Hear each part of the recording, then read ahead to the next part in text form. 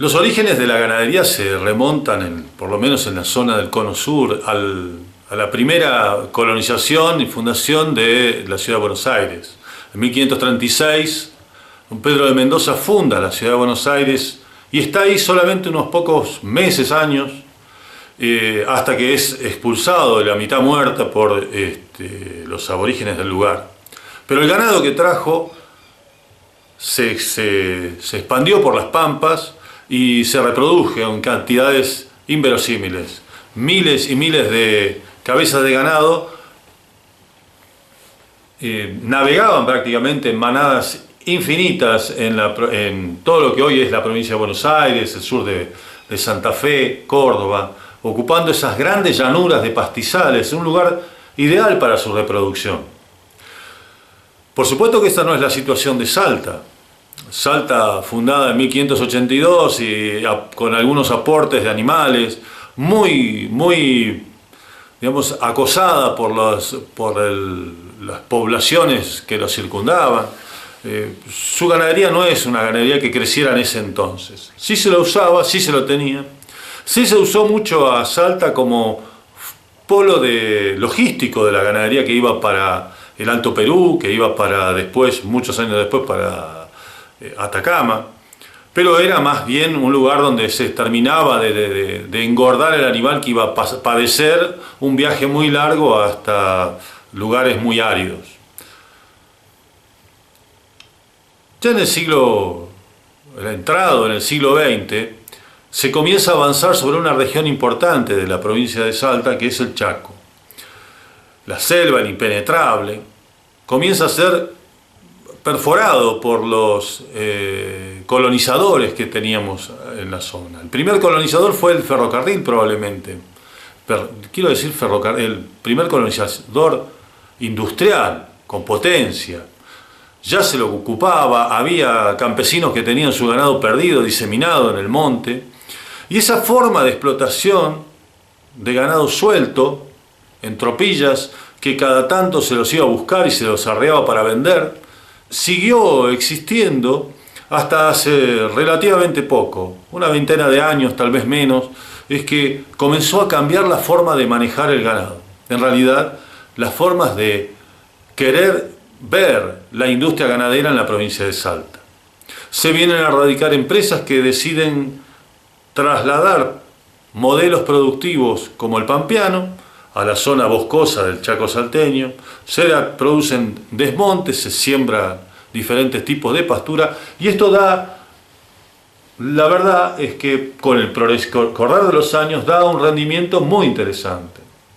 Pasamos de tener en el sistema anterior una vaca cada 30 hectáreas a tener 0,8 a 1 vaca por hectárea. Esto quiere decir que se aprovecha mucho mejor la superficie para esta actividad económica.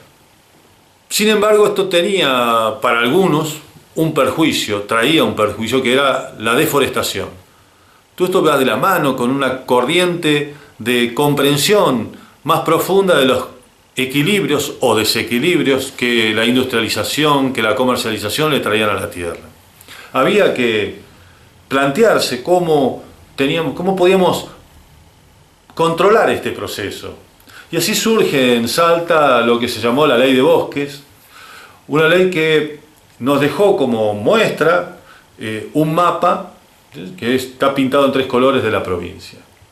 En ese mapa hay una zona que es intangible porque tiene alto valor de conservación. Existe otra zona que es verde, que es la zona donde se puede transformar, y ya vamos a hablar un poquito sobre los niveles de transformación que se han hecho en este espacio. Y después hay una tercer espacio que intermedio de los dos, ¿sí? Que es la zona amarilla. Y en esta zona amarilla, la verdad que la ley es muy restrictiva, porque las posibilidades de actuar sobre el medio ambiente para tener un rendimiento económico son bajas, de acuerdo a la ley. Y había que reinterpretar este articulado para lograr armonizar la actividad económica con el articulado de la ley y el ambiente. Esto llevó mucho tiempo, si bien se comenzó con estos trabajos en el 2009, con algunas reuniones de lo que se llamaba silvopastoril, que por otro lado es una actividad que tiene ya decenas y decenas de años, porque siempre ha sido silvopastoril. El primer modelo productivo que yo les decía, este que estaban las vacas sueltas en el bosque, es silvopastoril. El problema es que tiene muy bajo rendimiento. Entonces había que ir a conocer qué experiencias había de manejo intermedio. En Chaco, en Santiago, hay investigaciones hechas, pero en Salta también.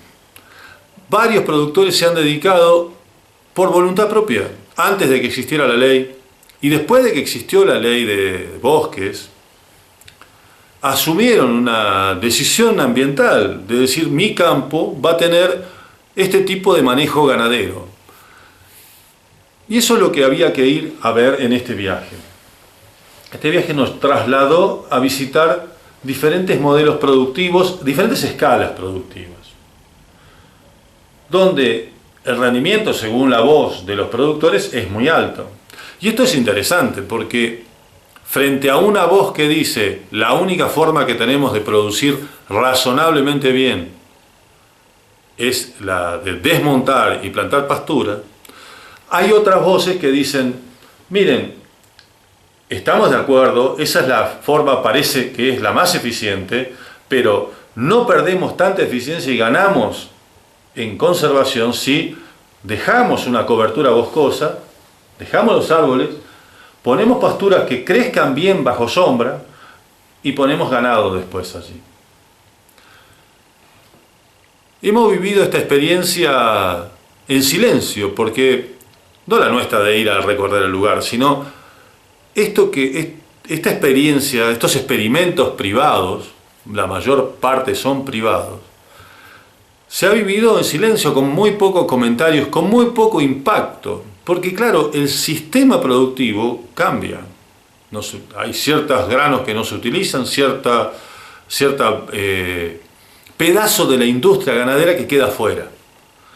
Hay ciertas propuestas desde los gestores que también quedan afuera. El antiguo modelo que se instaló con tanta fuerza, que avanzó sobre la provincia, sobre los bosques de la provincia en 1.900.000 hectáreas, fue sin lugar a dudas exitoso. Ese 1.900.000 hectáreas comparte ganadería y agricultura, donde una parte importante se la lleva la agricultura en porotos, en soja, en maíz, en trigo, y está bien que así sea, necesitamos producir. Otra parte se lo lleva la ganadería, para lo cual hay que implantar, hay que poner pasturas que aguanten la sombra y el calor, megatérmicas las llaman. Hasta allí estábamos bastante de acuerdo todos los actores. Es decir, salvo aquellos extremistas del ambientalismo que no querían que se tocara un árbol, y aquellos extremistas del desmonte que querían voltear todos los árboles, el resto, que es la mayoría de la gente, quedaba como metido en lo que se llama no man's land, en un fuego cruzado entre los dos extremos, y los dos mirábamos como diciendo: no, pero tiene que haber una tercera, cuarta o quinta posición. Tenemos que poder plantear desde Salta una alternativa que se adapte a la realidad ambiental de la provincia, a las realidades ambientales, porque el Chaco no es uno solo, diferentes lluvias en cada lugar, y además se está transformando, vaya a saber por qué razón, en una confusión general, porque hoy por hoy hay momentos en que llueve en una parcela y no llueve en la otra, y están a 500 metros de distancia, cosa que no pasaba con tanta asiduidad el tiempo pasado. Y hoy esto del cambio climático también parece que nos diera estos efectos. Pero teníamos que encontrar algún esquema. Y ese esquema se fue desarrollando porque había gente que no quería eliminar la cobertura boscosa porque tenía una hipótesis de trabajo. Que decía: mirá, en estos lugares, en este Chaco salteño, que es uno de los polos térmicos de América del Sur, con temperaturas de hasta 60 grados, los animales sufren mucho al pleno sol. No solamente le dejemos bosquetes, pequeños macizos, dejémosle cobertura y usemos pastura que crezca bajo el sombrío del bosque. Y eso sucedió y se encontraron con la suerte de poder producir casi lo mismo que en el otro tipo de campo. Y esto es un desafío interesante. Lo que me parece extremadamente importante es que en este caso el propio gobierno haya tomado la iniciativa de ir a investigar,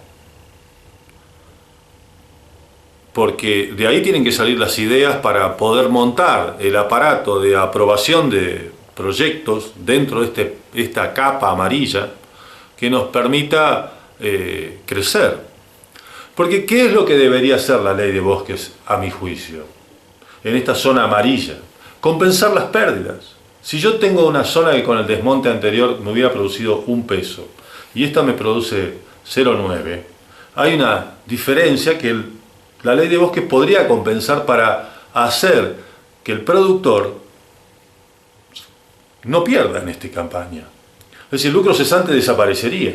Pero para eso necesitamos tener datos reales, datos ciertos. Y esto creo que es lo que se ha hecho.